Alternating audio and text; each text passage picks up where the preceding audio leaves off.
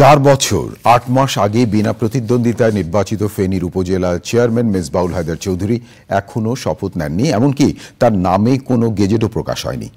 এমন ঘটনা বিস্ময় প্রকাশ করেছেন হাইকোর্ট।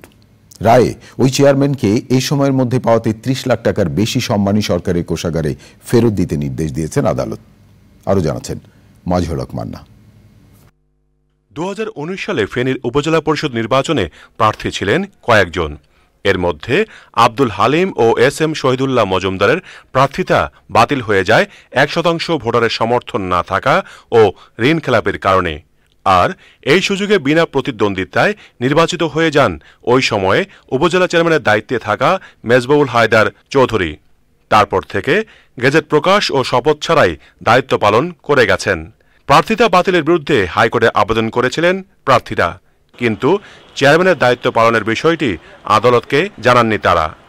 রুলের শুনানিতে হাইকোর্ট রাষ্ট্রপক্ষকে মেজবাউল হায়দার চৌধুরীর দায়িত্ব পালন সম্পর্কে জানতে চান।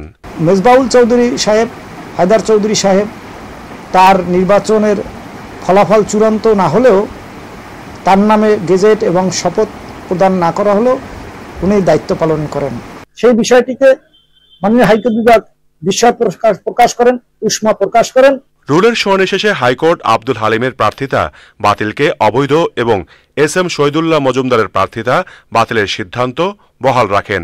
বর্তমান চেয়ারম্যানের বিরুদ্ধে আদেশ দেন। যেহেতু তিনি সেই শপথ পড়েননি, তার নামে গেজেট হয়নি, সে কারণে মেজবাউল হায়দার চৌধুরী সাহেব যে প্রায় 5 বছর যাবৎ যে রাষ্ট্রীয় কোষাগার থেকে উপজেলা চেয়ারম্যানের দায়িত্ব পালনের সুবাদে বেতন ভাতাদি এবং বিভিন্ন সুবিধা ভোগ করেছেন, সেই সুবিধাদি সরকার রাষ্ট্রীয় কোষাগারে ফেরত দেওয়ার রায়ের হাতে পাওয়ার 3 মাসের মধ্যে রাষ্ট্রীয় কোষাগারে ফেরত দেওয়ার জন্য মাননীয় হাইকোর্ট বিভাগ নির্দেশ দিয়েছেন। রায়ে আদালত বলেছেন, ফেনী উপজেলার পরিষদের বাকি সময়টুকু দায়িত্ব পালন করবে প্যানেল মেয়ররা।